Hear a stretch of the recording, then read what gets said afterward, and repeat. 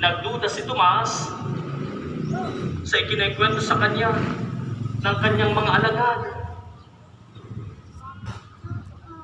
E makalipas so ang isang linggo nang muling nagpakita si Jesus sa kanyang mga alagad, naroon na rin po si Tomas.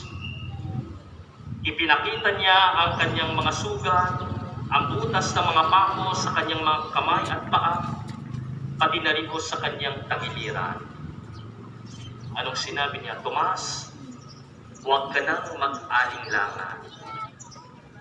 Kung kay Tomas ho, ang prinsipyo ay to see is to believe, sa ating Panginoong Hesus po ay baliktad. To believe is to see. To believe is to understand. To believe is to experience the presence of God.